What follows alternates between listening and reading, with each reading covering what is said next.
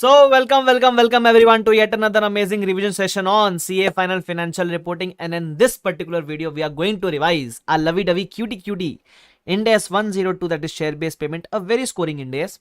Also, just before starting, let me tell you, this is going to be a 100% English revision lecture for my lovely South India students. Okay, so here we are going to revise all the concepts along with the important questions also we will revise, right? Okay, so let's start the revision. Acha, if you are watching this on YouTube, before watching, if you haven't subscribed the channel, watching the revision without subscribing, so first subscribe and then only watch. Also, if you have any friends, you can share it with them. Also, if you haven't enrolled for the lecture, I have an English batch exclusively for you guys on bbvirtuals.com. If you feel the need, you can enroll. Okay, now let's start the revision in 3, 2, 1 and go. First of all, Ind AS 102 name is share based payment. Now, what is the meaning of share based payment? See, it is nothing but an agreement between whom? There is one company and another party.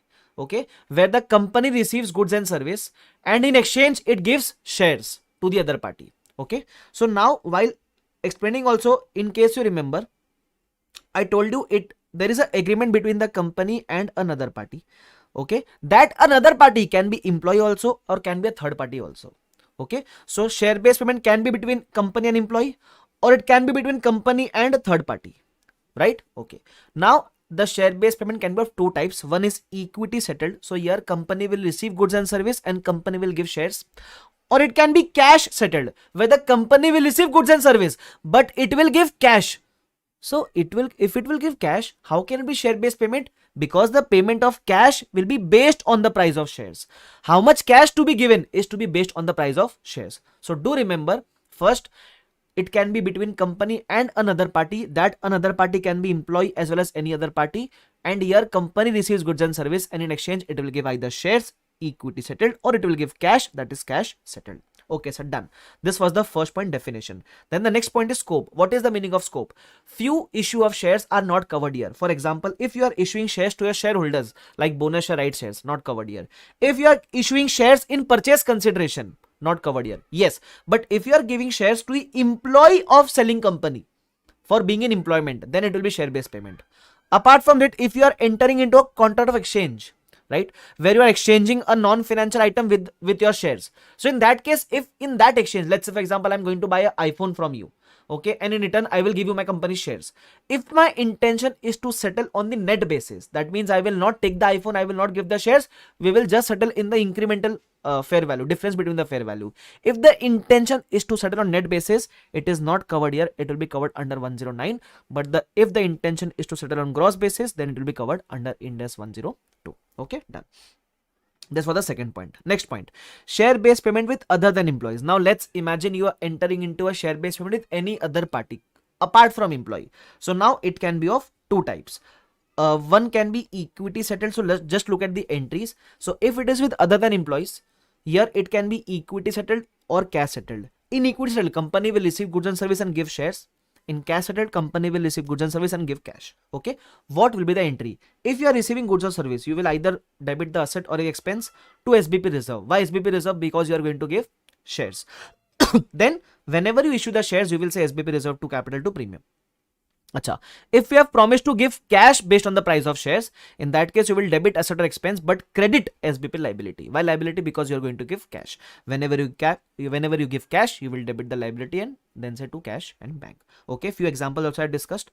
Acha, whenever you pass this entry, at what amount will I record this entry? So do remember, whenever you are doing the measurement as per 102, in this case, you will record both the debits and credits at first preference, fair value of asset or service acquired.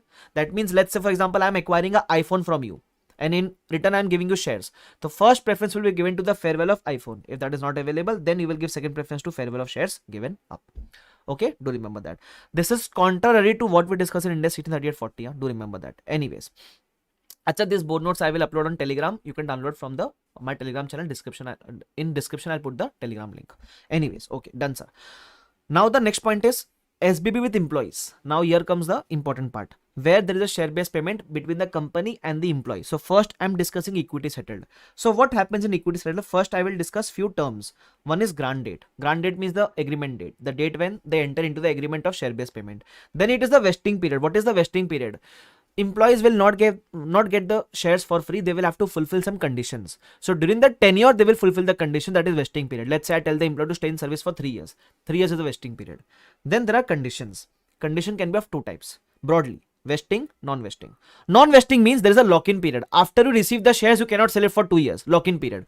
Non-vesting condition has no impact on vesting period. Okay. Then there are vesting conditions. Service condition, performance condition. Service condition means the employee has to stay in service for a certain number of years. Okay. So if the service condition is 3 years, vesting period is 3 years. Why do we need the vesting period, sir? Because whatever is the share based payment expense, you will book across the tenure. You will book across the period. Do remember that. Okay. Then performance condition. Performance condition can be further bifurcated into two parts. One is non-market based condition, second is market based condition. What is the meaning of non-market based condition? Giving such target which is within the control of the employee. Achieving a sales target, profit target, cost target. It is within the control of the employee. So if you have given a sales target for 2 years, or profit target to achieve in 2 years, or cost target to be achieved in 2 years, then vesting period will be 2 years. Okay. So this non-market based condition are considered while calculating vesting period. But what about market based condition? What is the meaning of market based condition? Imagine I told my employees that you have to achieve a share price target. That means I will give the shares, I will give you some compensation to the employee, either shares or cash, only if the company's share price increases in future. So if the share price goes from 150 to 250, then only I will give the shares to the employee. Now this target meeting is not within the control of the employee. So how to account for this? This we will separately discuss in another point, that is point number 5. Anyways, now in case of equity settled, how will you compute the expense? So it is very simple. Number of employees that are expected to fulfill the condition, multiply by number of shares you offered per employee, multiply by the fair value on grant date. In case of equity settled, we take the fair value on grant date, multiply by expired period, divide by total vesting period minus expense already booked in previous years. Okay. To understand this, I took one example also. Through this example, just remember, if there is a vesting period, on grant date you will pass no entry. No entry is passed on grant date. Okay. Then if you want to pass the entry on first year end, when you take number of employees, don't take the whole employees. You will also consider the employees that are left and the employees who are expected to leave. You will deduct both of them. Okay. So in first year, 20 left, 30 expected to leave. I will consider both of them. So I will calculate expense only for 950. Achha, similarly, when you come to second year, in second year, you will take what actually left in year 1. Don't take the expectation of year 1 in year 2. You will take only the actual of year 1. You will take the actual left of year 2 and you will take the again expected of year 2. Okay. Similarly do in year 3 also. So to this we came to know how to find the expenditure. Okay, simple. Acha, so do remember, if the vesting period is 3 years, you will not book a single amount of expense on first day, because the expenditure will be booked on first year end. So first year end, second year end, third year end, you will book the expenditure. How will you book the expenditure? So you will pass a simple entry: employee benefit expense account debit to SBP reserve account. Okay, and whenever you issue the shares, you will say SBP reserve to equity share capital to security premium. Acha, by chance during exercise, if few employees do not exercise the option, transfer the balance to retained earnings. Okay, anyways, chalo. So also I told you one thing, in case of equity settled, if any reversal is happening during vesting period, reversal will happen through P&L. But if the reversal is happening post vesting period, the balance of SBP reserve will be transferred to retained earnings. Okay, logic we already discussed. Chalo. On that note, we have one illustration number 7 which we will revise. So what we will do, along with the relevant concept, we will take up the relevant questions also. Okay, and at the end we will see if anything is left, we will take that up separately. So first is illustration number 7 which we have to discuss. I will just revise. Okay. Acha, one more thing, just because I'm discussing the important question, that doesn't mean only this will come in exam. In exam, anything can come, but the main thing is I'm giving you those questions which covers 100% of the concepts. Okay, do remember that part. Okay, so illustration number 7, what is there? 100 shares, 500 employees are given. Okay, now what is happening is, if you read the question on face of it, you will feel the vesting period is 3 years, but ideally here vesting period was never 3 years. It is said that the shares will vest at the end of first year if you meet the target in first year. So if the target is met in first year, your vesting period is only 1 year. If the target is met in 2 years, vesting period is 2 years. If target is met in 3 years, vesting period is 3 years. Okay. But in this question, vesting period from day one will never be 3 years. Now how to solve this? First of all, to solve this, we prepared a simple table. Okay, in this table, in the particular column, just write each and every element of the formula: employees, shares, grant date, fair value, expired period, total vesting period, and then you will get the expense. So number of employees you already told, we take the expectation also. Then number of shares is given, fair value and grant date we take. Now expired period is till year one end. 1 year is expired. What about total vesting period? Now, if you read the question carefully, in this paragraph, the expectation of first year is given. As on first year, we know two things. That in first year, target is not met. And our expectation is that it will be met in year 2. This is our expectation in first year, that it will be met in year 2. So the vesting period as per first year will be 2 years. Of course, when you come to second year, target was not met. So the vesting period again become 3 years. Okay. So please solve this question. It is a very good question. Only the important part here is vesting period. Then you will calculate the expense. Whatever expense you get, just book it. And on exercise, you will just transfer it to equity share capital. Sometimes the face value of the share will be missing. So you can just pass the entry like this. This is how ICI passes the entry. Okay. Okay. So this was a share-based payment. If you can see, it was equity settled share-based payment in case of employees. Okay. So this was one good question which I feel you should definitely solve. Now we will move on towards the next concept, and that is market-based condition. Now what is the meaning of market-based condition? Remember I told you here in market-based condition, the condition meeting is not within the control of the employee. So how to solve this? See, I took one example. So let's say company announced a plan. Okay, condition is that market price should exceed 400 rupees. Now we never know that when this target will be achieved. So in this case, company will estimate a vesting period on day one. They will estimate. They don't know when will this target be met. So let's say company estimates a vesting period of 4 years. No matter what, book the expense as per 4 years only. So there are 3 cases I took. First case, condition was met in 4 years. So book the expense over 4 years. Second case, condition was met in 6 years. In market-based condition, we are not concerned whether the condition is fulfilled or not. Even if the condition met in 6 years, you will not defer any expense to 6 years. You will book the expense in 4 years only. So book in year 1, 2, 3, 4. In year 5 and 6, you will book nothing. Only in year 6, you will issue the shares. Okay. Acha, what if condition is met early? Then what to do? Then in year 1 and year 2, you will book the expense as per 4 years only. But if the condition is met early, in year 3, you will book the remaining full expense. So book the expense of year 3 as well as year 4 in year 3 only. Do remember the mistake you will make is, if the condition is met early, in year 1 and year 2, we don't know that it can meet early. So in year 1, year 2, book the expense based on 4 years only. In year 3, book the remaining full expenditure and then issue the shares. Okay. Acha, what if the condition is never met? This extra case I discussed, not covered in your syllabus, but still, whatever it is never met. So whatever is the balance of SBP reserve, we will transfer to retained earnings. Simple. Based on that, we have illustration number 17. You can just refer. It is a very simple question based on the example I discussed. Okay. Then the next point, I guess, is modification. Now, what is the meaning of modification? Modification means, I'll try to explain this with the help of an example. Okay. So in modification, let's say you announce a plan. Okay, 100 employees, 3 years, number of options you are giving is 5,000, fair value is 150. Very good. At the end of year 1, what happens is, acha, what is the meaning of fair value and grant date? So normally what happens is, in ESOP, there used to be some exercise price. In IPCC, you might have remembered that if the market price is 250, exercise price is 100. So employee has to pay 100 rupees, but he will get a share worth 250 rupees. So the expense for company is only 150. Okay. Now imagine what if the market price falls drastically. So the interest in this ESOP decreases for the employee now. So what the company does later on is, company waives off the excise price to some extent. So company will say, acha, instead of giving 100 rupees, now give only 30 rupees. 70 rupees company has waived off. This is known as modification or repricing, where the company has increased the worth for you. How? By reducing the excise price. Now how to account for this? A simple technique you have to use. Treat the original plan separately. What was my original plan? 100 employees, 3 years, 5,000 shares and fair value 150. Treat this part separately and treat the modified part separately. What is the meaning of modified part? You are waiving off 70 rupees now for the employees. Treat this part separately. Treat this like a separate plan. So how will you treat this? So this was my original plan. First, I booked the expense over 3 years. Then modification happened not on first day. It happened on year 1 end. So this date becomes the grant date for modification.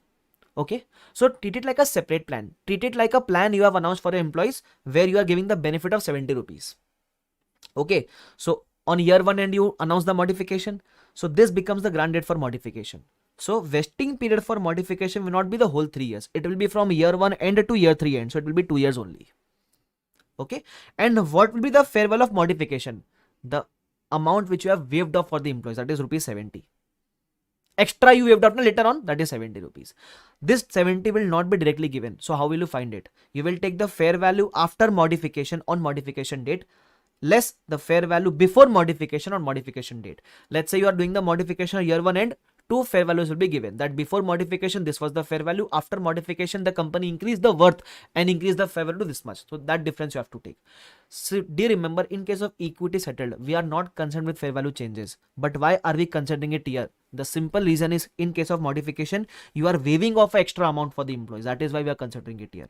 So for this modification 2 years will become the vesting period. I told you how to calculate the fair value. Now when will you book the expense for modification?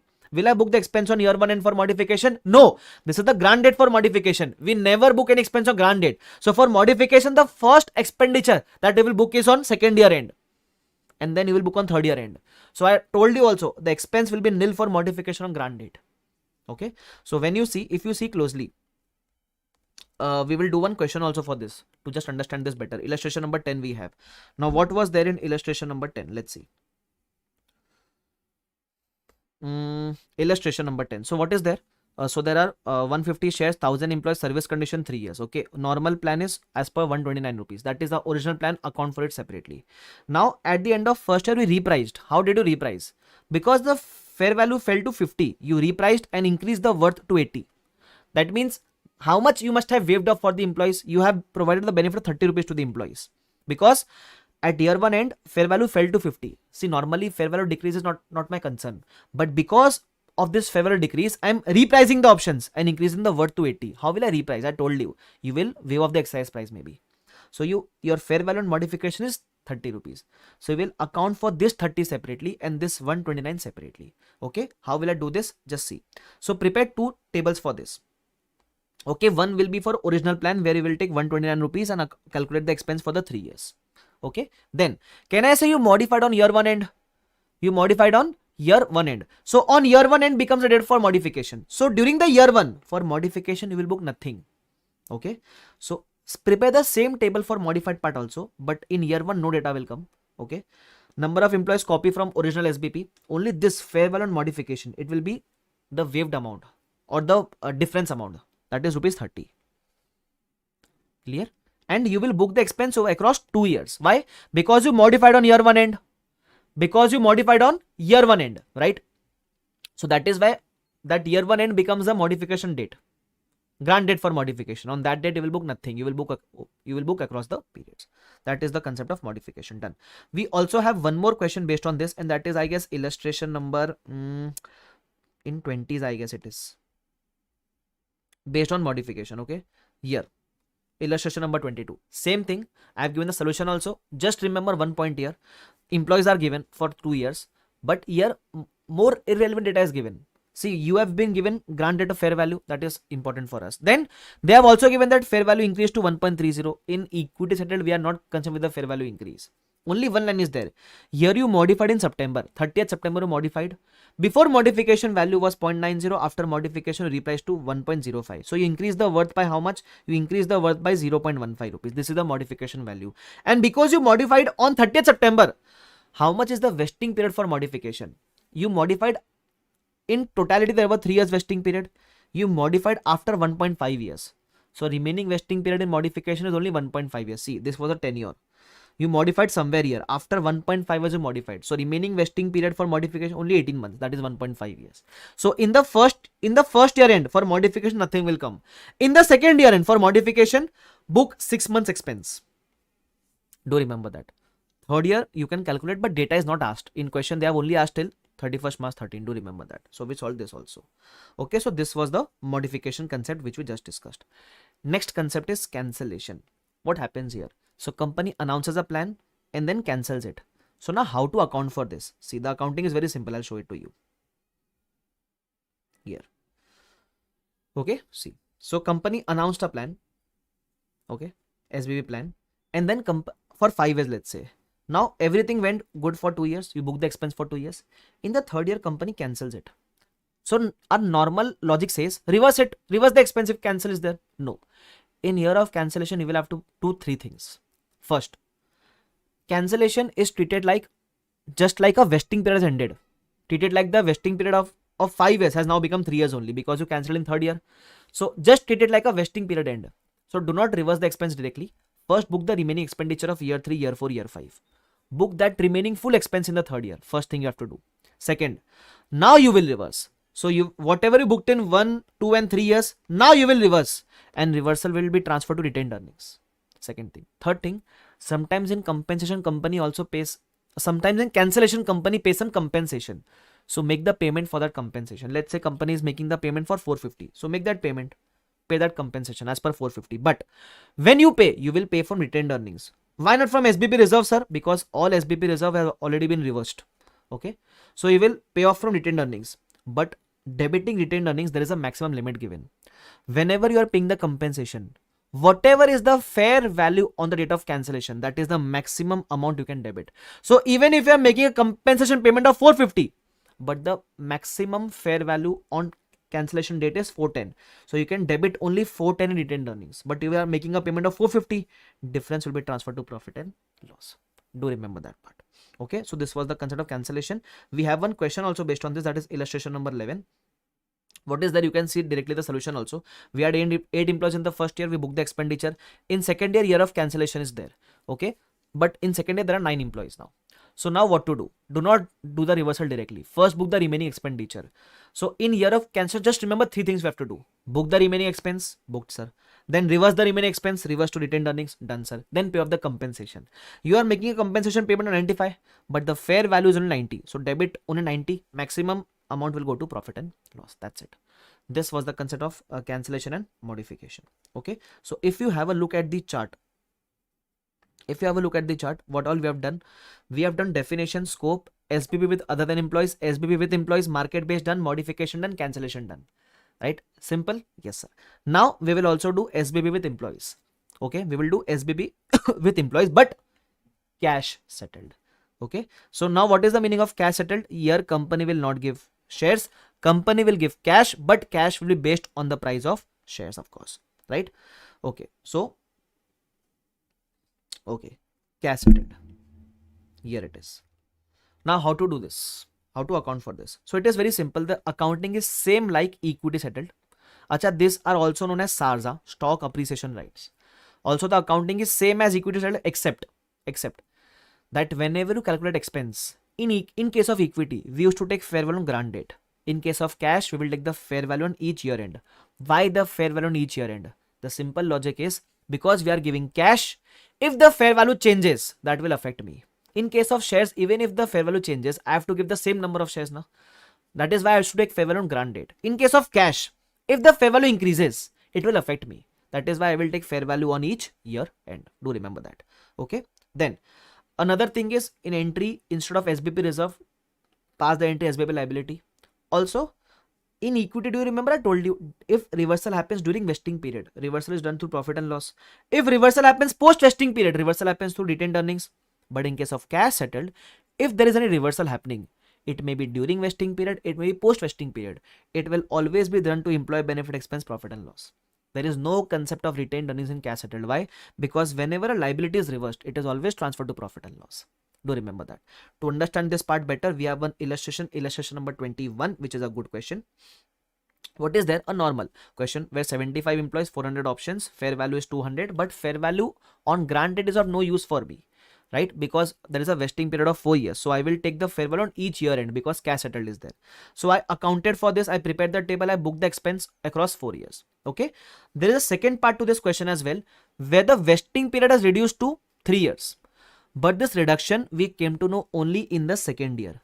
In the second year, we came to know that vesting period is only 3 years. So how will you do for this now? So in the first year, you did not know about this. So in the first year, you will book the expense as per 4 years only.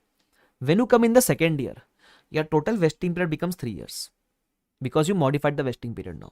In the third year also, it is 3 years now. Because the vesting period is 3 years, in fourth year, no expenditure will come. So simple question, but yes, a good question which you can solve, of course. So this was cash settled for employees, also known as SARS.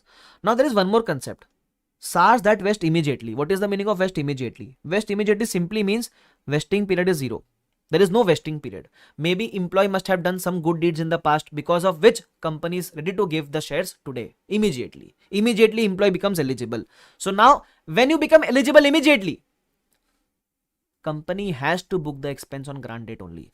See, normally we never book the expense on grant date. So this is the only case where, because the shares are vested immediately, full expense will be booked on grant date. And if these are SAR means cash settled.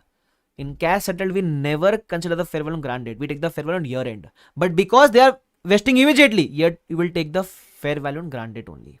Okay, do remember that part. So I have written also. In above case, in case of that vest immediately, vesting period is 0. Full employee benefit expense will be booked on grant date at fair value on grant date.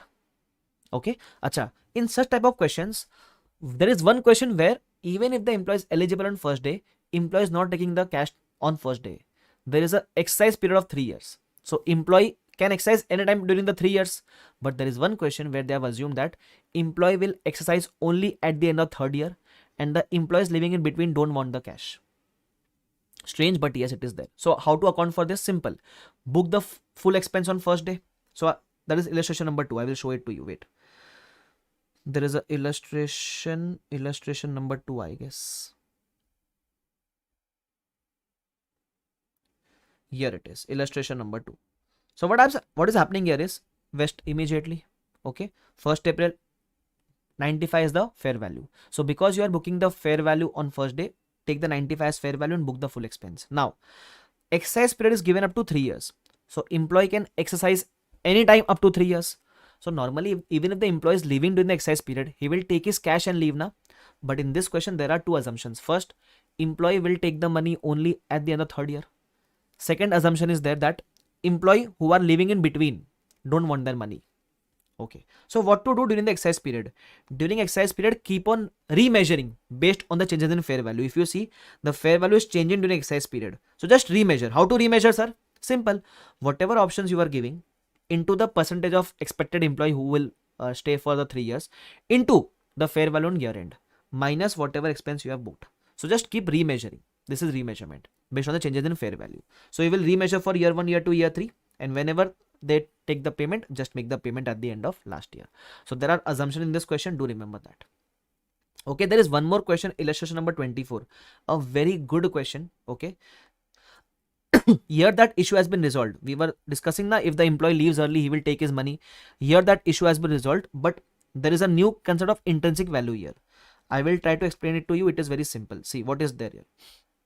So basically there is a question where there are 40 employees on 1st Jan 15. Here vesting period is 2 years and exercise period is also 2 years. That is simple. Okay. So basically employee has to stay in service for 2 years and then they can exercise the shares anytime between those 2 years, between the 2 years afterwards. Okay. Now expectation is that 10% employees will leave and in reality also 10% only left. Okay. Now fair value has been given for all the 4 years.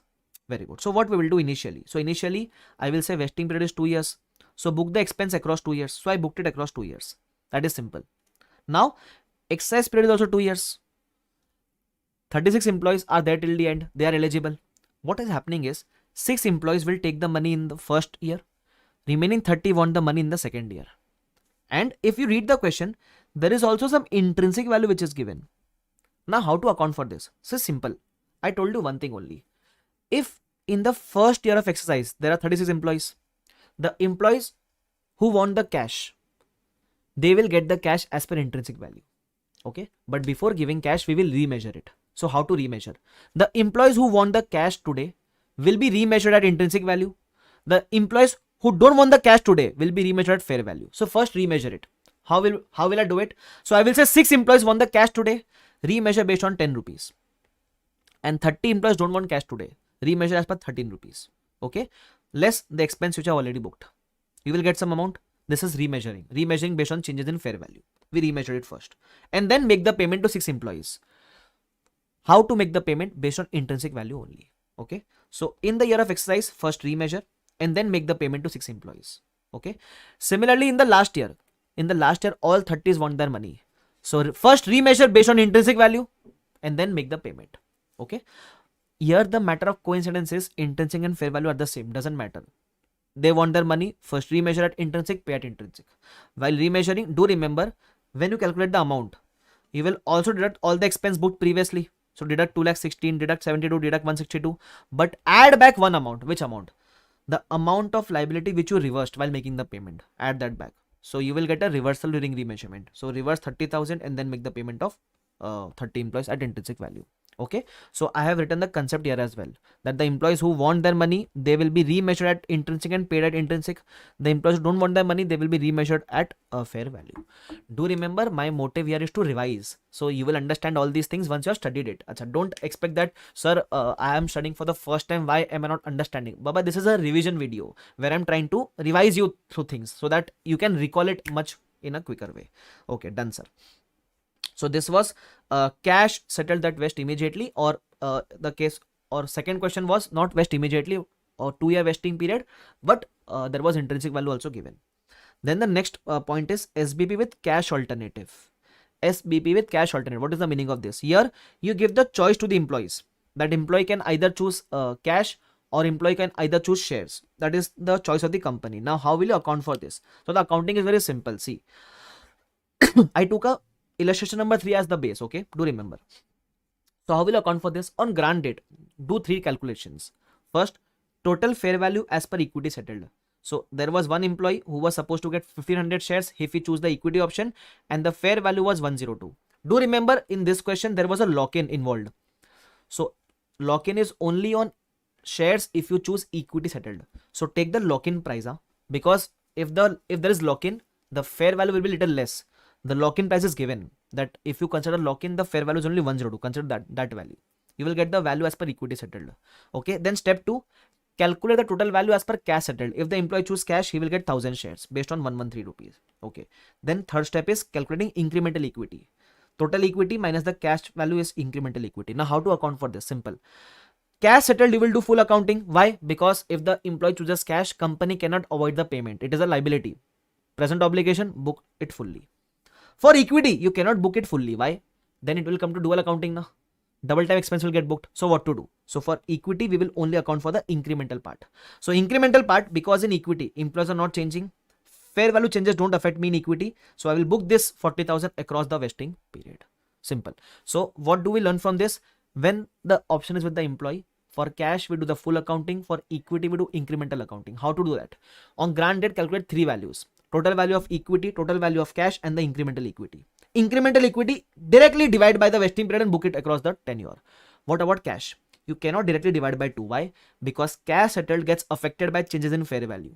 So for cash, compute the expense separately. On year 1 end, based on the year 1 end's fair value, and on year 2 end, based on the year 2 end's fair value. Okay. So don't tell me that why did we compute cash settled value then? To find the incremental equity on day 1. Okay. And also, if the incremental equity comes to 0 or negative, you will do no accounting for equity, just to clarify. Then we did the accounting for equity as well as cash. We did the accounting. If the employee chooses cash option, what to do? You will reverse the liability, give the cash, because we have made the full provision for cash. So make the payment of cash. Whatever is the balance of reserve will get transferred to retained earnings. Simple. Is this clear to everyone? Yes, sir.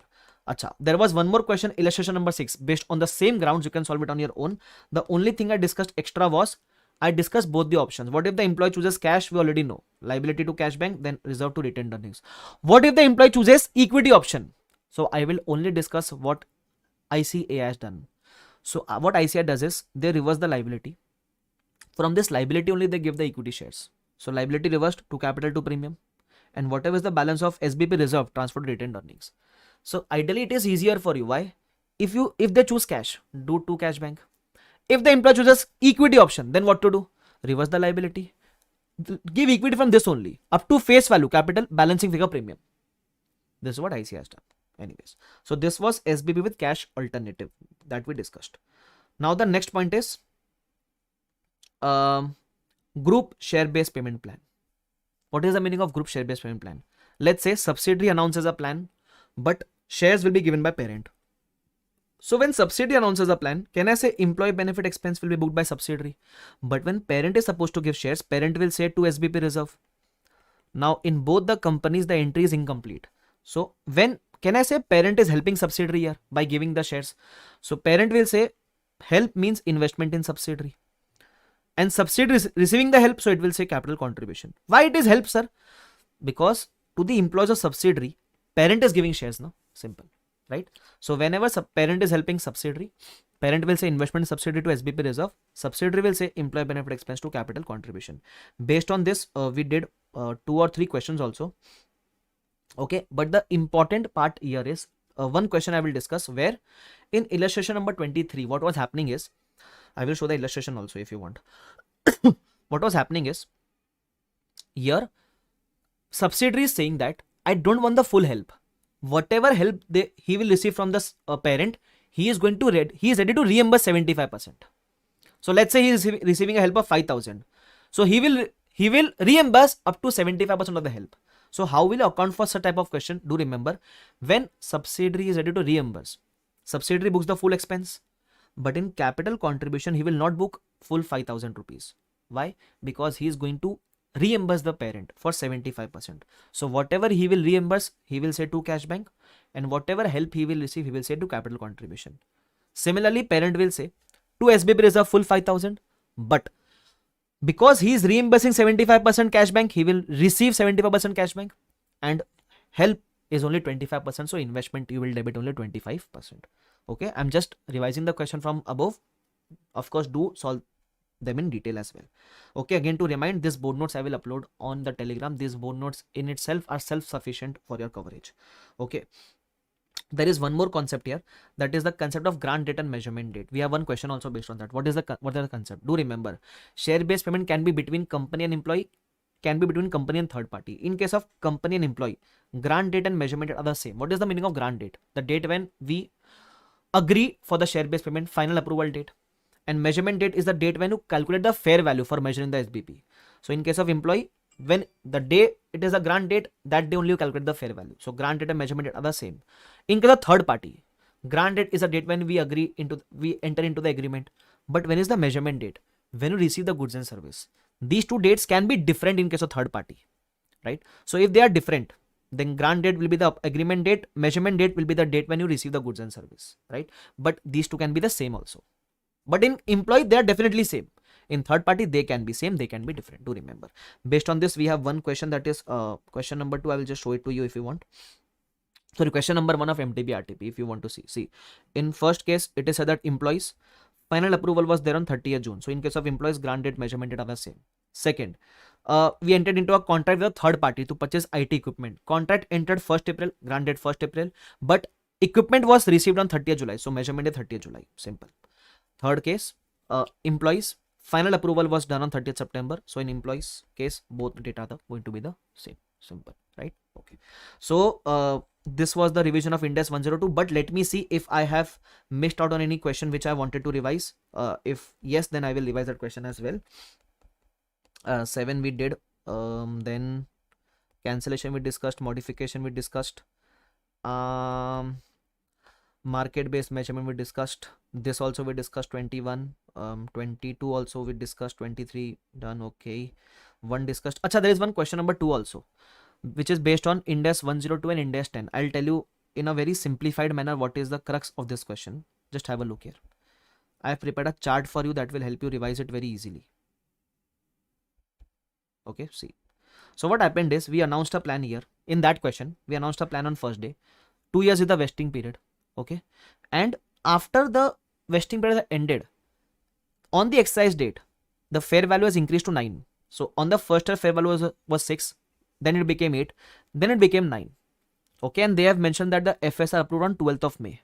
So this fair value increase, is it an adjusting or non-adjusting event? Because if you treat it like an adjusting event, then you will change the fair value of this 9 in the previous year only. But of course, there were no condition existing of this increase. So this is the non-adjusting event, right? So if on exercise date, the fair value is 9, you will not change the fair value on previous year end. So you will book the expense on 31st March 13 first. Date is wrong, sorry.